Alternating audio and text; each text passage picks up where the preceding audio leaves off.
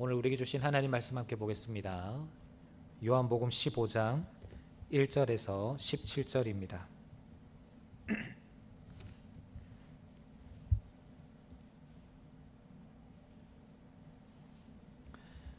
요한복음 15장 1절에서 17절까지 말씀을 제가 봉독하겠습니다.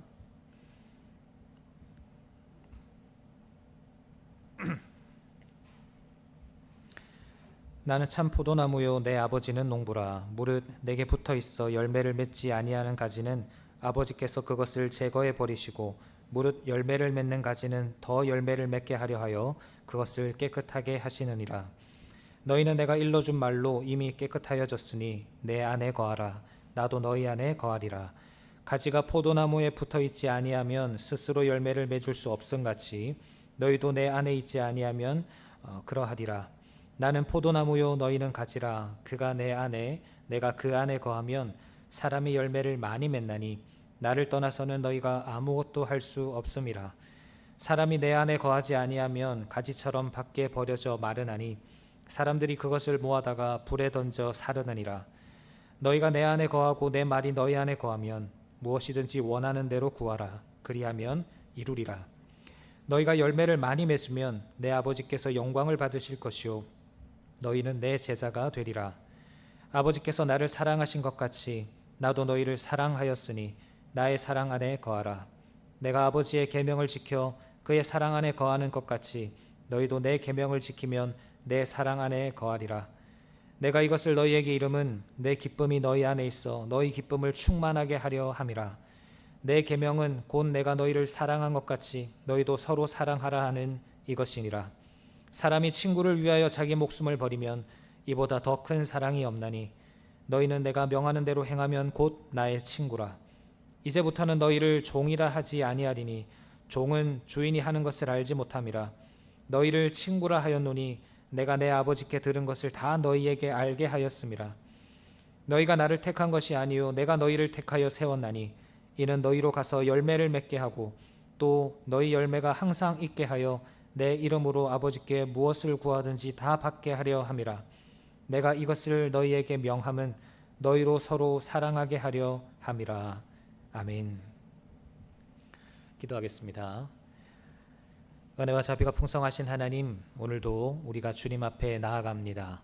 주님, 겸손한 마음으로 주님 앞에 섰사오니 우리 가운데 찾아와 주시고 성령 하나님을 통하여 말씀하여 주시옵소서. 우리에게 필요한 말씀을 우리가 귀로 듣고 마음으로 받을 때에 주님, 우리가 변화될 수 있도록 도와주시고 주님 앞에서 새로운 삶을 살아가기로 결단하는 이 시간 되도록 역사하여 주시옵소서. 함께 하실 하나님을 기대하며 예수님의 이름으로 기도합니다. 아멘. 한 주간 잘 지내셨습니까? 네, 오늘 본문의 말씀을 가지고 가지로 사는 법이라는 제목으로 함께 말씀을 상고해 보고자 합니다. 설교를 시작하면서 한 가지 질문을 좀 드리려 합니다. 여러분, 신앙생활이 즐거우십니까? 여러분이 평소에 살아가시는 일상생활 말고요, 신앙생활이 즐거우신가 하는 겁니다. 물론 우리 가운데는 그렇다라고 대답하실 분도 계시겠습니다만 혹 아직 교회를 다니신 지 얼마 되지 않으시는 분들은 잘 모르겠다 이렇게 생각이 드시는 분들도 계실 것이고, 또 신앙이 좀 오래되신 분들 가운데는 이 질문이 조금 불편하게 느껴지시는 분들도 계실 것 같습니다. 왜냐하면 상식적으로 신앙의 원리상 우리가 신앙생활 한다라는 것은 뭔가 즐거워야 될 것 같고 또 하나님을 믿는 일이 우리에게 기쁨이 되어야 할 것 같은데 막상 엄밀히 현실을 들여다보면 나 자신이 그러지 못한 것 같으니까 속 시원하게 신앙생활이 즐겁다, 신앙생활 하는 것이 행복하다 이렇게 말할 수 있어야 되는데 그러지 못하니까 괜히 내가 신앙생활을 잘 못하는 것 같은 그런 느낌이 들어서 불편한 마음이 들 수도 있습니다. 예수님을 처음 믿었을 때, 신앙을 처음 가지기 시작했을 때는 성경도 열심히 읽으려고 했고 기도도 또 열심히 하려고 했고 또 예배가 기다려졌는데 어느 순간부터 조금씩 달라지기 시작하죠. 조금씩 뭔가 부담이 되기 시작합니다. 성경을 읽고 기도하는 일에 이유가 자꾸 붙기 시작합니다. 예배를 드리고 봉사를 하는 일에 점점 기쁨이 사라지기 시작합니다. 가정에서 믿음의 부모로 살아가고 세상 가운데서 소금과 빛으로 살아가는 것이 너무나 당연한 일임에도 불구하고 틀린 것이 하나 없고 그것이 다 내가 감당해야 될 삶이라는 것을 잘 알지만 그 삶이 점점 무거워지기 시작하고 지치기 시작합니다. 그런데 이 문제에 대한 답을 오늘 본문에서 예수님께서 우리에게 말씀해 주고 계세요. 오늘 우리가 읽은 이 요한복음 15장의 말씀은 예수님께서 십자가를 지시기 전에 제자들에게 남기신 마지막 고별 설교 중의 일부인데요. 우리가 지난 한 주 동안 살펴봤던 것처럼 요한복음 14장은 예수님께서 떠나가실 것에 대해서 근심하는 제자들에게 예수님께서 또 다른 보혜사 성령님을 너희 가운데 보내어 주시겠다 이렇게 약속을 하셨고, 그 성령님을 통해서 너희가 내 안에 내가 너희 안에 거하는 상호내주라고 표현할 수 있는 서로가 서로 안에 거하는 아주 신비한 연합에 대해서 예수님이 또 말씀을 하시면서 내가 너희를 떠나가는 것은 너희를 고아와 같이 버려두기 위함이 아니라 너희와 더 가까이 있기 위해서, 오히려 너희와 영원히 함께하기 위해서 내가 떠나가는 것이다 이렇게 말씀을 하셨습니다. 그리고 이 상호내주, 서로가 서로 안에 거하는 것에 대한 보다 구체적인 설명으로 오늘 본문에서 예수님은 포도나무 비유를 말씀을 하세요. 1절과 2절을 보면 예수님은 자신이 참 포도나무라고 말씀을 하시고 또 우리는 가지다라고 말씀하시면서 포도나무에 가지가 잘 붙어 있으면, 나에게 잘 붙어 있으면 너희가 열매를 맺을 것이다. 4절 말씀처럼 내 안에 거하라 나도 너희 안에 거하리라 상호내주가 일어나게 되고, 14장에서 말씀하셨던 것처럼 서로가 서로 안에 거하는 하나님 안에서의 연합을 이룰 수 있다 이렇게 말씀하세요. 자, 그런데 이 말씀을 이렇게 읽어가다 보면 예수님께서 14장에 하셨던 말씀을 그냥 계속 이어서 말씀하시면서 그 설명을 조금 더 쉽게 이해하기 위한 비유로 이 말씀을 주시는 것 같은데, 이 비유를 자세히 보면 우리가 왜 신앙생활함에 있어서 정말 시간이 지나면 지날수록 지쳐가는지, 신앙생활을 하면 할수록 왜 신앙이라는 것이 부담스러워져 가는지 정확하게 지적하고 있습니다. 오늘 그 부분을 좀 살펴보려고 하는데요. 오늘 말씀을 통해서 왜 우리 신앙생활이 점점 힘들어져 가는가, 왜 점점 지쳐가는가, 힘이 나기는커녕 왜 점점 부담스러워져 가는가, 이것을 깨닫고 어떻게 하면 이 문제를 해결할 수 있을지에 대한 지혜를 얻었으면 좋겠습니다. 이 말씀을 통해서 우리에게 주시는 또 이 말씀을 통해서 지쳐있는 우리의 마음이 회복되고 풍성한 열매를 맺는 가지로 세워져 가기를 주님의 이름으로 축원드립니다. 먼저 첫째로 우리의 신앙생활에 있어서 왜 우리는 점점 지쳐가는가, 그것은 열매에 집중하다가 나무를 잊었기 때문입니다. 예수님께서 포도나무 비유를 말씀하시면서 우리가 신앙생활이 점점 힘들어져 가는 이유를 말씀하실 때 그것이 어디에서 좀 분명하게 나타나냐면요, 우리가 가지다라는 표현에서 나타납니다. 여러분 한번 생각해 보십시오. 가지는 나무에서 어떤 역할을 맡고 있습니까? 열매를 맺는 겁니다. 그렇죠? 가지에서 열매가 맺히니까요. 그래서 우리는 어디에 자꾸 집중을 하죠? 열매에 집중을 합니다. 열매를 많이 맺어야 돼. 실제로 우리는 지금까지 들어왔던 수많은 설교를 통해서 또는 성경 공부를 통해서 열매 맺는 삶에 대해서 많이 배워왔고 들어왔습니다. 특별히 마태복음 12장 33절에 보면 그 열매로 나무를 아느니라 라는 그 예수님의 말씀을 통해서 내 삶에서 드러나는 그 신앙의 모습, 열매를 통해서 내 신앙이 참인지 거짓인지를 분별할 수 있다. 이렇게 우리가 말씀을 들어왔고 배워왔기 때문에 뭐에 집착하는 거예요? 열매에 집착하는 거예요. 좋은 열매 맺기에 우리는 집착하게 됩니다. 진짜 그리스도인이라는 것이 증명되려면 나에게 좋은 열매가 맺혀야 되는구나 라고 생각하면서 온통 열매 맺는 일에 힘을 씁니다. 그리고 갈라디아서 5장 22절 23절 말씀을 보면 내 안에 성령님께서 거하실 때 내 안에서 일어나는 변화를 어떤 단어로 표현하냐면 성령의 무엇이라고 표현해요? 열매라고 표현해요. 열매. 그러니까 우리 신앙생활의 목표를 우리는 뭐라고 생각하냐면 열매 맺는 것이라고 생각을 합니다.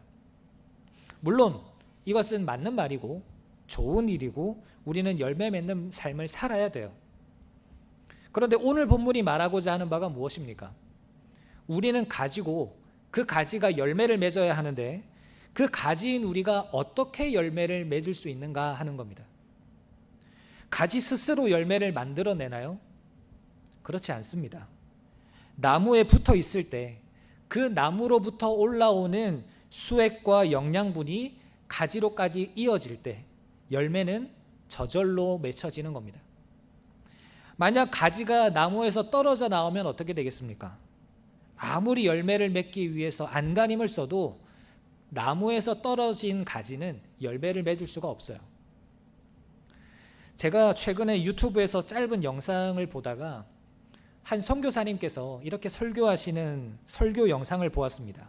무슨 내용이었냐면 우리가 하나님의 부르심을 생각할 때 무엇을 할 것인가 라고 하는 이 내용에 집중하다 보면 정작 누가 부르셨는가 라고 하는 부르심의 주체를 잊어버리게 된다는 거예요. 아무리 선한 일이라고 아무리 좋은 일이라도 심지어 하나님을 위하는 일이라고 할지라도 부르신 분을 잊어버린 채 그 내용에만 집중하게 되면 내가 감당하고 있는 그 사명이 그 일이 결국 부담으로 다가오게 된다는 거예요. 그러면서 모세 이야기를 하시더라고요. 여러분, 모세의 평생의 꿈이 무엇이었을까요? 가나안 땅에 들어가는 것이었습니다. 그런데 하나님께서 가나안 땅을 눈앞에 두고 그 모압 평지에서 그 모압 광야에서 그 느보산에서 모세에게 여기까지다라고 말씀하세요. 너는 들어갈 수 없다라고 말씀하세요. 인간적인 눈으로 보면 얼마나 모세에게 가혹한 일입니까? 지금까지 80세부터 120세가 될 때까지 40년 동안 그 광야를 떠돌면서 그 혹독한 시간들을 이스라엘 백성들과 잘 견뎌냈는데 꿈에 그리던 가나안 땅을 코앞에 두고 들어가지 못하게 됩니다. 그런데 모세가 그런 하나님 앞에서 불평합니까? 불평하지 않습니다. 왜 그렇죠? 모세는 처음부터 그 가나안 땅이라고 하는 내용의 목숨을 건 것이 아니라 하나님이라고 하는 그 부르심의 주체에 자신의 인생을 맡겼기 때문입니다. 내용이 아니라 주체에 붙어 있었기 때문에 그는 하나님 앞에서 불평하지 않을 수 있었던 거예요. 저는 이 말씀이 오늘 본문의 말씀과 너무나 잘 맞아떨어진다라고 생각합니다. 우리가 신앙생활함에 있어서 왜 점점 지쳐갈까요? 왜 신앙생활이 즐겁지가 않을까요? 열매라고 하는 내용에 우리가 너무 집중하다 보니까 정작 포도나무이신 예수님, 그 예수님께 붙어 있어야 한다라는 것을 잊어버릴 때가 많더라는 거예요. 그래서 예수님은 우리에게 무엇을 요구하십니까? 본문 4절과 5절을 보면 내 안에 거하라, 나도 너희 안에 거하리라. 가지가 포도나무에 붙어 있지 아니하면 스스로 열매를 맺을 수 없음같이 너희도 내 안에 있지 아니하면 그러하리라. 나는 포도나무요 너희는 가지라. 그가 내 안에 내가 그 안에 거하면 사람이 열매를 많이 맺나니 나를 떠나서는 너희가 아무것도 할 수 없음이라. 지금 예수님은 너무나 단순한 말씀을 하고 계세요. 가지가 나무에 붙어 있으면 열매를 맺을 것이고 나무에서 떨어지면 아무것도 할 수 없다. 이것이 전부입니다. 그런데 이 단순한 말씀 안에 우리 신앙생활의 어려움의 이유가 들어있는 거죠. 여러분, 이스라엘을 한번 떠올려 보십시오. 이스라엘이 그랬습니다. 구약 성경을 찬찬히 읽어 나가다 보면 포도나무라고 하는 이 단어가 이스라엘을 상징하는 단어라는 것을 알게 돼요. 구약 성경 시편 80편이나 이사야 5장이나 예레미야 2장을 보면 하나님은 이스라엘을 포도나무로 심으셨어요. 특별히 이사야 5장을 보면 그냥 포도나무도 아니고요, 극상품 포도나무, 아주 좋은 포도나무로 이스라엘을 하나님이 심으셨습니다. 그런데 시간이 지나고 보니까 그 극상품 포도나무에 어떤 열매가 맺히냐면 들포도, 그러니까 품질이 너무 떨어지는 보잘것없는 열매가 맺히는 거예요. 왜 그런가 보니까 이스라엘 백성들이 하나님과의 관계보다 종교적인 의무나 율법적인 행위에 더 열심을 내고 집중했기 때문입니다. 하나님이 원하시는 것이 무엇인가를 분별하기보다는 내가 무엇을 해야 이 율법이라는 규칙을 잘 지킬 것인가, 여기에 더 집중했던 거죠. 주체보다 내용에 집중했기 때문입니다. 그런데 그 자리에 누가 오신 거예요? 예수님께서 참 포도나무로 오신 겁니다. 여기서 참은 진짜라는 의미죠. 이스라엘이 실패한 그 포도나무의 자리에 예수님께서 포도나무가 되어주셔서 찾아오셨습니다. 그리고 이스라엘은 진짜 포도나무, 참 포도나무이신 예수님께 가지로서 붙어 있기만 하면 되는 거예요. 그러니까 예수님께서 이 말씀을 하시는 이유가 무엇입니까? 이제 너희가 스스로 열매를 맺으려고 하기보다는 그냥 나에게 붙어 있기만 하면 된다. 그러면 열매가 자연스럽게 맺혀진다. 이걸 말씀해 주시려는 거예요. 그런데 여전히 우리의 관심이 어디에 있습니까? 우리가 신앙생활하면서 가장 많이 하는 질문 중에 하나가 무엇이냐면 내가 뭘 해야 하지라는 거예요. 내가 어떻게 기도해야 되지? 어떻게 봉사해야 되지? 내가 뭘 하면 더 나은 그리스도인이 될 수 있지? 이런 질문을 계속하는 거예요. 그런데 예수님은 뭐라고 말씀하십니까? 예수님께서 우리에게 요구하시는 것은 내 안에 거하라 라는 거예요. 열매를 많이 맺으라, 열매 맺기 위해서 무언가를 해라 이렇게 말씀하시지 않고 그냥 내 안에 거하라 라고 말씀하시는 겁니다. 사랑하는 성도님 여러분, 우리의 신앙생활이 때로는 힘들고 부담스러운 이유가 여기 있습니다. 우리는 열매라고 하는 내용에 집중합니다. 더 많이 기도하고 더 많이 성경을 읽고 더 열심히 봉사를 하고 더 열심히 전도를 하고 그러면 열매가 더 많이 맺힐 거라고 생각합니다. 그런데 그것이 진정한 열매 맺는 방법인가요? 아닙니다. 열매는 그렇게 얻어지는 게 아니에요. 열매는 내 노력으로 내 수고로 얻어지는 것이 아니라 참 포도나무이신 예수님께 딱 붙어 있으면 자연스럽게 생겨나는 결과물인 거예요. 그러나 이 사실을 깨닫지 못하고 열매에만 집중하다 보면 우리는 열매를 맺게 하시는 주님으로부터 오히려 멀어지는 것을 경험하게 됩니다. 예수님과의 관계는 뒤로 밀려나고 지금 내가 하고 있는 이 일들에 대해서 열매 맺기 위해서 그 부담감만 점점 커져 나가는 거예요. 예수님과 멀어진 채로 열매를 맺으려고 하니까 지치게 되고 그러면서 예수님과 멀어지니까 열매는 맺히지 않으니까 속으로 부담이 되는 겁니다. 예수님이 지적하시는 것이 바로 이 지점이죠. 다시 한번 더 강조를 드립니다만 열매는 주님이 거하실 때 생겨나는 결과물이지 우리가 주님 안에 거하기 위한 조건이 아니라는 겁니다. 우리가 자꾸만 이것을 오해해요. 내가 이걸 해야 하나님 안에 거할 수 있어. 내가 이걸 해야 주님이 기뻐하셔. 이렇게 오해를 합니다. 내가 이걸 해야 주님 안에 거하고 있다는 것이 증명이 되는 것처럼 뭔가 일에 열심을 내지만 여러분 그렇지 않습니다. 우리가 무엇에 열심을 내야 하죠? 우리는 열매 맺는 일에 열심을 내야 할까요? 물론 우리 안에 하나님께서 주시는 감동이 있다면 그 일을 열심히 잘 감당하는 것도 필요합니다. 그러나 그보다 우리가 더 열심을 내야 하는 것이 무엇이냐면 주님께 붙어 있는 거예요.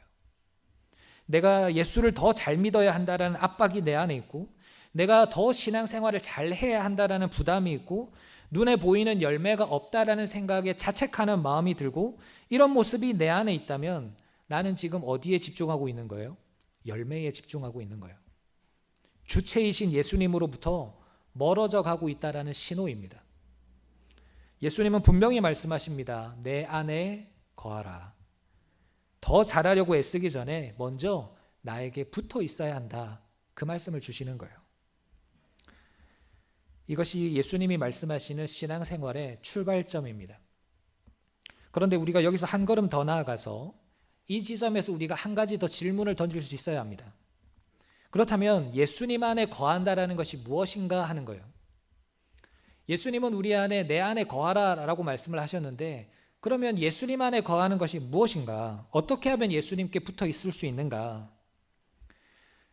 이 질문을 던지면서 주의해야 될 것이 또 하나 있습니다. 그게 뭐냐면 우리가 이 질문에 대해서도 또다시 무엇을 해야 하는가로 접근할 수 있다는 거예요. 주님 안에 거하기 위해서 내가 성경을 몇 장 읽어야 되지? 기도를 몇 시간 해야 하지? 이런 방법론적인 차원에서 생각을 한다면 우리는 주님 안에 거하는 그 자체를 또 하나의 열매로 만드는 오류를 범하는 겁니다. 그래서 예수님은 우리가 이러한 부분에 대해서 오해하지 않도록 예수님 안에 거하는 것이 무엇인지를 두 가지로 분명히 말씀을 하시는데요. 하나는 내 안에 무언가가 채워지는 것이고 또 다른 하나는 내 안에 있던 무언가가 잘려나가는 거예요. 이 두 가지가 동시에 일어날 때 우리는 비로소 주님 안에 거하게 됩니다. 그렇다면 우리는 먼저 무엇을 채워야 하는가? 7절 말씀을 함께 보실까요? 너희가 내 안에 거하고 내 말이 너희 안에 거하면 무엇이든지 원하는 대로 구하라. 그리하면 이루리라. 예수님께서 지금 내 안에 거하라 라고 말씀하시면서 그것과 동일선상에 놓으시는 말씀이죠. 무슨 말씀입니까? 내 말이 너희 안에 거하면 이라는 표현이에요. 예수님 안에 거하는 것과 예수님의 말씀이 내 안에 거하는 것을 예수님은 지금 같은 의미로 말씀하고 계십니다. 그렇다면 이것이 무엇이겠습니까? 예수님 안에 거한다라는 것은 어떤 신비로운 영적인 체험이나 어떤 감정이 충만해지는 그런 것이 아니라 세상의 말이 아닌 하나님의 말씀이 내 안에서 충만해지는 것. 이것이 내가 예수님 안에 거하는 겁니다. 마찬가지로 10절도 한번 보실까요? 내가 아버지의 계명을 지켜 그의 사랑 안에 거하는 것 같이 너희도 내 계명을 지키면 내 사랑 안에 거하리라. 예수님의 사랑 안에 거하는 방법을 지금 뭐라고 말씀하시죠? 너희가 내 계명을 지키면 이라고 말씀하시죠.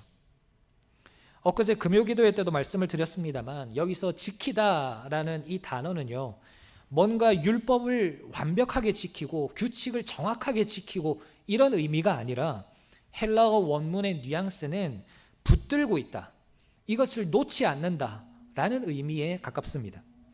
그러니까 내 삶에 이 말씀의 테두리를 치고 이것을 벗어나지 않도록 이 말씀을 꼭 붙들고 있는 것, 이것이 말씀을 지킨다라는 말의 의미예요. 정리하면 이런 겁니다. 예수님 안에 거한다라는 것은 내 안에 말씀으로 가득하다라는 것이고 그 말씀을 내가 꼭 붙들고 있다라는 의미입니다. 사랑하는 성도님 여러분, 우리 안에는 무엇으로 가득하십니까? 하루를 살아가면서 내 마음을 가득 채우고 있는 것이 무엇입니까? 걱정입니까? 염려입니까? 열매에 대한 조급함입니까? 아니면 말씀입니까? 가지가 나무에 붙어 있다라는 것은 그 나무의 수액이 가지 안으로 흘러 들어온다라는 것을 의미해요. 마찬가지로 내가 예수님 안에 거한다라는 것은 예수님의 말씀이 내 안으로 흘러 들어와서 나를 채우고 있다라는 것을 의미합니다. 그 채워짐이 무엇을 만들어내는 거예요? 열매를 만들어내는 거예요. 내가 열매를 만들어내는 것이 아니라 나를 말씀으로 채울 때에 그 채워진 말씀이 열매로서 드러나는 거예요. 또한 예수님 안에 거하는 것은 이렇게 말씀을 채움과 동시에 무언가를 잘라내는 겁니다. 본문 2절을 보실까요? 2절을 보시면 물은 내게 붙어 있어 열매를 맺지 아니하는 가지는 아버지께서 그것을 제거해 버리시고 무릇 열매를 맺는 가지는 더 열매를 맺게 하려 하여 그것을 깨끗하게 하시느니라. 농부이신 하나님께서 두 가지 일을 하시죠. 첫 번째는 열매 맺지 않는 가지를 어떻게 하세요? 제거하세요. 그리고 열매 맺는 가지는 어떻게 하십니까? 깨끗하게 하십니다. 그런데 3절을 보시면 예수님께서 너희는 내가 일러준 말로 이미 깨끗하여졌으니 라고 말씀하고 있죠. 2절에 깨끗하게 하신다라는 표현과 3절에 깨끗하여졌다라는 표현은 헬라어 원어를 보면 같은 어근에서 나온 단어예요. 그러니까 예수님은 의도적으로 같은 단어를 지금 여기서 사용하고 계신 겁니다. 무엇을 말씀하고자 하시는 건가? 열매 맺는 가지를 더 열매를 잘 맺게 하기 위해서 하나님은 이것을 깨끗하게 하시는데 무엇으로 깨끗하게 하신다라는 거예요? 예수님의 입에서 나온 말씀, 하나님의 말씀으로 그것을 깨끗하게 하신다라는 거예요. 그러니까 하나님은 말씀을 통해서 우리를 깨끗하게 하시고 우리 안에 있는 합당하지 못한 것들을 다 잘라내시는 거예요. 여러분, 가지치기 한다라고 표현하죠. 정원사는 가위를 가지고 나무를 이렇게 가지를 치면서 다듬을 때 어떤 가지를 다듬습니까? 죽은 가지만 잘라내는 것이 아니죠. 살아있는 가지도 잘라냅니다. 왜 살아있는 가지까지 잘라낼까요? 왜냐하면 가지가 너무나 많으면 영양분이 분산이 되어서 정작 중요한 가지에 열매를 맺지 못하게 되기 때문입니다. 그래서 풍성한 열매를 맺으려면 살아있는 가지든 죽어있는 가지든 불필요한 가지들은 다 잘라내는 과정이 필요해요. 그런데 영적인 가지치기도 마찬가지입니다. 영적인 가지치기란 무엇이냐? 내가 옳다고 믿었던 삶의 방식들이 잘려나가고 내가 말씀 앞에서 교정받는 것, 내가 붙들고 있던 계획들, 내가 소중히 여기던 것들, 나의 시간들, 나의 자존심, 내 방식, 내 고집들이 주님 앞에서 깎여나가고 잘려나가는 것, 이것이 영적인 가지치기예요. 그런데 한번 생각해 보십시오. 죽은 가지야 잘라내 봐야 뭐 괜찮겠지만 아직 살아있는 가지를 잘라낸다면 그것이 얼마나 아프겠습니까? 그러니까 하나님께서 나를 가지치기 하실 때는 처음에는 이것이 은혜인지 몰라요. 하나님께서 자꾸만 나를 다듬으실 때 내가 아픔을 느끼거든요. 내가 힘들거든요. 왜 하나님 나에게 이렇게 하십니까? 왜 나를 이렇게 포기하라 하십니까? 왜 내 뜻대로 되지 않습니까? 하나님께서 나를 가지치게 하실 때 자꾸 우리 입에서는 원망이 나와요. 그런데 여기서 모세를 다시 한 번 더 생각해 보십시오. 모세의 꿈이 뭐라고 하였습니까? 가나안 땅에 들어가는 거였어요. 그런데 하나님이 가나안 땅 바로 앞에서 여기까지다라고 말씀하셨죠. 이것은 방금 말씀드린 인간적으로 보면 굉장히 가혹한 가지치기예요. 왜 이것을 포기하라 하시는가? 그런데 모세는 거기에 순종합니다. 어떻게 그럴 수 있죠? 아까 말씀드린 대로 모세는 가나안 땅이라는 내용에 목숨을 건 것이 아니라 하나님이라고 하는 주체에 자신의 인생을 내어드렸기 때문에 가나안 땅을 주시는 분도 하나님이시고 여기까지만 하라고 멈춰 세우시는 분도 하나님이시니까 그 하나님을 신뢰했던 모세는 아무리 가혹한 가지치기가 자기에게 다가와도 흔들리지 않을 수 있는 겁니다. 사랑하는 성도님 여러분, 하나님께서 혹 지금 내 삶에서 무엇을 잘라내기를 원하십니까? 무엇을 포기하라고 말씀하십니까? 그것은 하나님께서 우리를 버리셨다라는 의미가 아니라 더 풍성한 열매를 맺게 하기 위한 가지치기다라는 사실을 기억하시기를 바랍니다. 여기서 말씀으로 나를 채우는 것과 가지치기, 이 두 가지를 하나로 좀 묶어 보겠습니다. 이 두 가지는요, 별개의 사건이 아닙니다. 한 가지 사건이에요. 말씀이 내 안에 채워지면 채워질수록 뭐가 드러나냐면 그 말씀의 빛 때문에 내 안에 있던 합당하지 못한 것들이 드러나기 시작합니다. 내 고집이 보이기 시작하고 내 욕심이 보이기 시작하고 내 안에 있던 우상이 보이기 시작합니다. 그러면 그 말씀으로 인해서 어떤 일들이 일어나냐면 그 보이던 내 안에 있던 합당하지 못하던 것들이 잘려나가요. 내 안에 여전히 살아있다 할지라도 그것이 하나하나씩 잘려나가기 시작합니다. 하나님은 그것을 다 포기하게 하세요. 그렇게 잘려나가면 잘려나갈수록 더 말씀이 내 삶에 깊숙이 뿌리 내리는 것을 경험하게 됩니다. 그리고 그 말씀이 더 깊숙이 뿌리 내릴 때 더 많은 것들이 드러나게 되고 더 많은 것들이 잘려나가게 됩니다. 이러한 순환, 이러한 반복이 예수님 안에 거하는 삶의 실제적인 모습인 거예요. 사랑하는 성도님 여러분, 그렇기 때문에 말씀으로 채워지시기를 바랍니다. 말씀으로 잘려나가시기를 바랍니다. 이것이 예수님 안에 거하는 삶이에요. 예수님 안에 거함을 통해서 열매는 자연스럽게 맺혀지는 겁니다.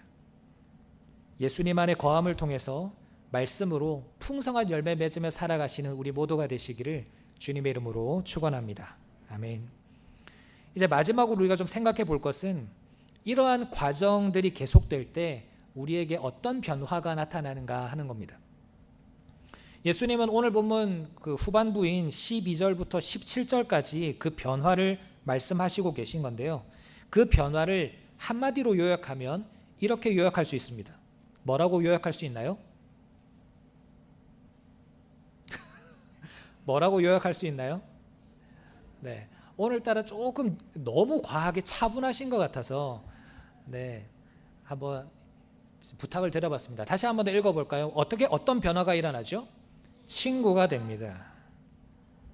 여러분 14절과 15절을 보십시오.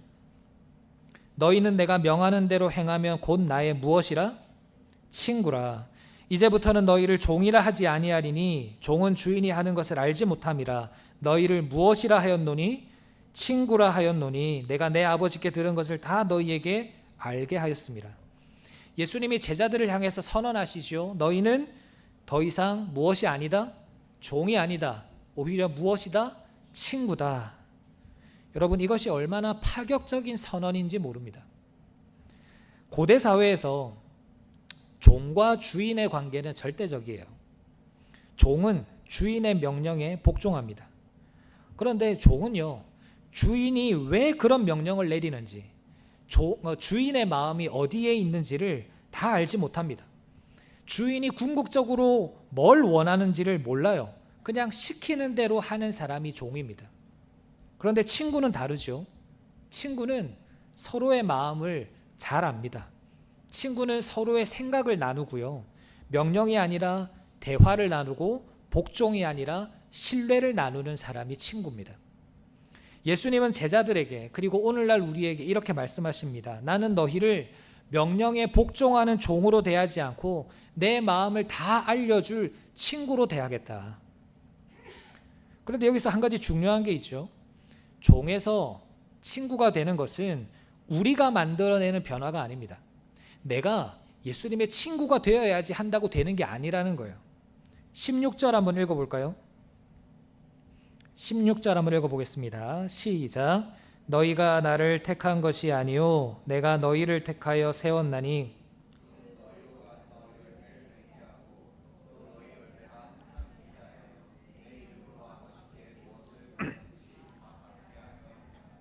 여러분 누가 누구를 택했습니까? 주도권은 처음부터 끝까지 예수님께 있어요. 우리가 노력해서 친구의 자격을 얻어내는 것이 아니라 예수님이 먼저 우리를 택해 주셨고 우리는 그 부르심에 감사하면서 반응하면서 나아가는 것뿐입니다. 그런데 이 사실이 왜 중요하냐? 처음부터 말씀을 드렸습니다만 이 친구됨이라고 하는 것 자체도 우리가 우리의 열심으로 하나의 열매로 만들려는 노력이 우리 안에 있다는 거예요. 내가 더 기도하고 더 말씀 읽고 더 순종하면 주님과 더 친밀해지고 주님의 친구가 될 수 있다라고 생각하는 거예요. 물론 아예 틀린 말은 아닙니다. 우리가 말씀과 기도로 주님과 교제를 해야 한다는 건 사실이에요. 그런데 그 출발점이 예수님과 친밀할 수 있다는 그 출발점이 나의 노력, 나의 공로가 되는 순간 우리는 또 똑같은 함정에 빠집니다. 내가 노력하면 이루어지는 것이 아니라 하나님이 부르셨다라는 사실에 반응하여서 우리가 말씀을 읽고 기도해야 친구가 되는 거예요. 여러분 예수님과의 친구됨은 처음부터 끝까지 하나님의 은혜입니다. 먼저 나를 택하시고 나를 친구라고 불러주신 그 은혜, 그 은혜에 감사하며 반응할 때 비로소 우리는 진짜 친구가 되는 거예요. 그런데 이 친구가 되는 것이 우리의 삶에 어떤 변화를 가져오느냐, 간단하게 세 가지만 좀 살펴보면 첫째는 말씀을 읽는 방식이 달라집니다. 여러분 종은요 주인이 나에게 하는 말을 뭘로 이해할까요? 명령으로 이해해요. 명령.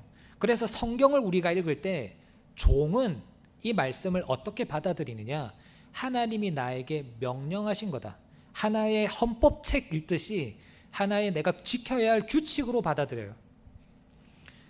내가 무엇을 해야 하고 무엇을 하면 안 되는지를 구분하기 위해서 성경을 읽습니다. 그런데 친구는 다르죠. 친구는 이 성경이 뭐로 다가올까요? 편지로 다가와요. 그래서 성경을 읽을 때 우리가 뭘 이해하려고 하냐면 하나님의 마음을 이해하려고 합니다. 예수님의 마음을 이해하려고 하는 거예요. 그래서 말씀을 우리가 어떻게 이해하느냐, 내가 지켜야 할 법이 아닌 하나님의 마음을 아는 편지로 받아들이게 되는 거예요. 이렇게 우리의 시선이 달라집니다. 둘째로 기도하는 방식도 달라져요.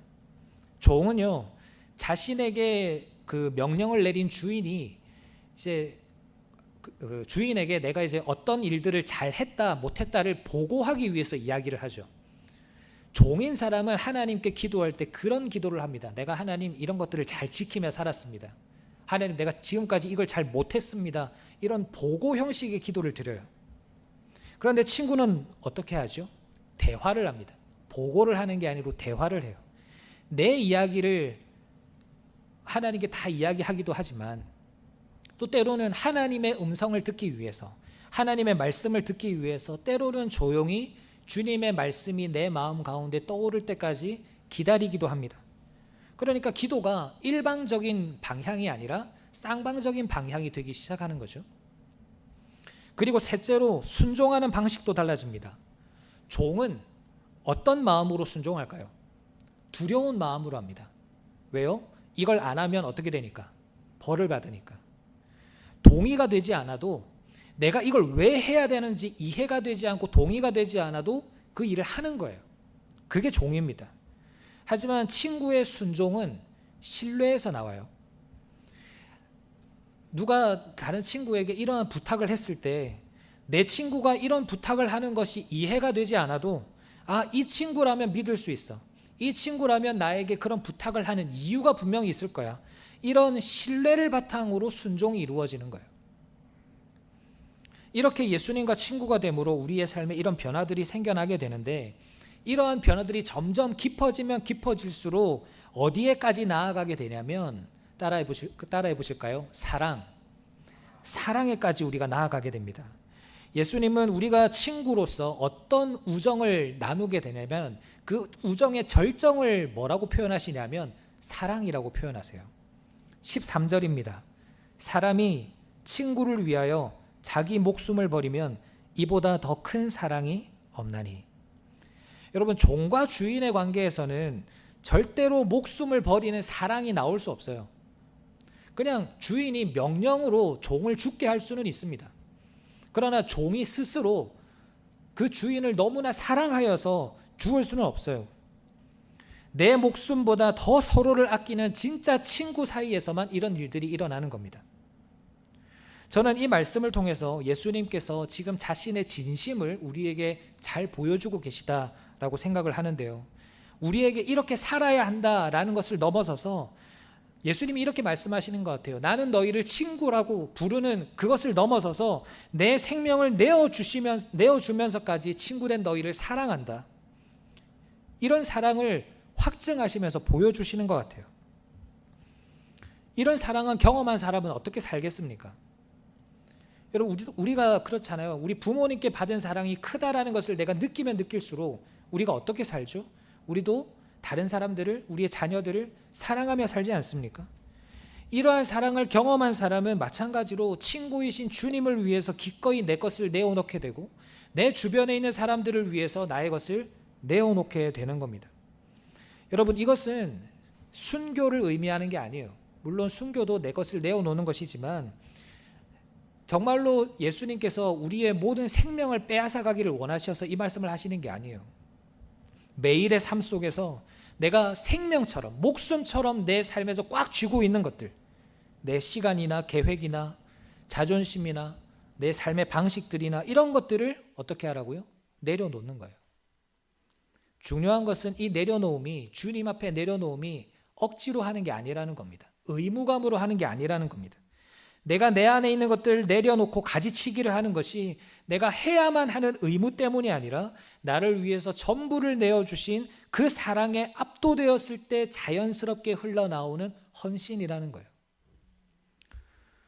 사랑하는 여러분, 우리가 하는 모든 일들, 우리가 하는 모든 사명들, 우리가 하는 모든 봉사들이 여기에서부터 시작되어야 합니다. 내가 이걸 해야 하니까 하는 게 아니에요. 하나님이 나를 사랑하셨다라는 이 사랑에 충만하여져서, 말씀으로 충만하여져서 자연스럽게 그럼 내가 주님 위해서 뭘 할 수 있지? 그렇게 나와야 되는 거예요. 그게 열매 맺는 일이에요. 그리고 이 사랑이 내 안에 흘러넘쳐서 어디에까지 흘러가요? 이웃에게까지 흘러가는 겁니다. 12절 말씀, 내가 너희를 사랑한 것 같이 너희도 서로 사랑하라. 이웃 사랑도요, 내가 오늘부터 사랑해야겠다라는 결단이나 의무감에서 나오는 것이 아닙니다. 내 안에 친구 대신 예수님의 사랑으로 가득 채워질 때 이웃을 사랑할 수 있는 거예요. 사랑하는 성도님 여러분, 신앙생활이 부담스러우십니까? 신앙생활이 재미가 없으신가요? 오히려 힘드시진 않은가 모르겠습니다. 혹 그러하시다면 스스로에게 한번 질문을 던져보십시오. 나는 종으로 주님 앞에 서 있습니까? 아니면 친구로 주님 앞에 서 있습니까? 해야만 하니까, 빠지면 안 되니까, 눈치가 보이니까 억지로 기도하고 예배의 자리에 나오고, 만약에 그렇다면 우리는 종으로 사는 거예요. 하지만 나를 택하시고 친구라 불러주신 그 은혜를 붙들 때 우리는 달라질 수 있습니다. 말씀이 법이 아니라 대화로 들려져요. 기도가 교제가 되기 시작하고 순종이 기쁨으로 이루어집니다. 이것이 예수님 안에 거하는 자, 가지에게 일어나는 변화인 것입니다. 주님은 오늘도 우리에게 말씀하십니다. 이제부터는 너희를 종이라 하지 아니할 것이다. 나는 너희를 친구라고 할 것이다. 이 말씀은 여기 있는 우리 모두에게 주시는 말씀이에요. 우리 모두 주님과 친구가 되어서 이런 귀한 삶의 변화를 누리시기를 주님의 이름으로 축원합니다. 말씀을 마무리하겠습니다. 사랑하는 성도님 여러분, 오늘 우리는 이 포도나무와 가지의 비유를 통해서 가지로 사는 법이 무엇인가를 살펴보았습니다. 어느 순간 우리의 신앙생활이 무거운 짐처럼 느껴졌다면 이제는 열매를 맺으려 애쓰기 전에 주님의 음성에 귀 기울이십시오. 내 안에 거하라. 우리의 실패는 열매를 맺지 못한 데 있는 것이 아니라 나무를 떠나서 스스로 열매를 맺으려고 하는 조급함에 있습니다. 가지는 열매를 만드는 존재가 아닙니다. 가지는 나무로부터 공급되는 생명을 맺어내는 존재입니다. 내가 무엇을 더 해야 하지? 라는 것을 고민하기 전에 오늘 내 안에 주님의 말씀이 흐르고 있는가? 내가 말씀으로 충만한가? 그분과의 친밀한 사귐이 있는가를 점검해 보아야 합니다. 그리고 때로는 하나님께서 우리에게 더 많은 열매를 맺게 하기 위해서 가지치기에 아픔을 주실 때도 있지만, 그러나 기억하십시오. 그것은 우리를 아프게 하기 위함이 아니고 우리 인생에 가장 좋은 열매를 맺게 하시려는 하나님의 섬세한 손길인 것입니다. 나를 고집하던 내 모습이 잘려나간 그 자리에 주님께서 생명으로 가득 채워주실 줄 믿습니다. 이번 한 주간 오늘 주신 이 말씀을 마음에 새기면서 우리를 친구라 불러주신 그 주님과 깊은 사귐이 있으셨으면 좋겠습니다. 분주하게 열매 맺기 위해서 애쓰기보다 주님의 말씀 안에 거하기를 사모하시고 주님과 깊은 우정을 나누는 일에, 주님과 사랑을 나누는 일에 열심을 내시기를 바랍니다. 그러면 우리의 삶 가운데 기쁨과 사랑과 생명의 열매가 풍성하게 맺혀질 줄로 믿습니다. 이런 복된 가지의 삶을 누리시면서 승리하시는 우리 모든 선한 청지기들 되시기를 주님의 이름으로 축원합니다. 아멘.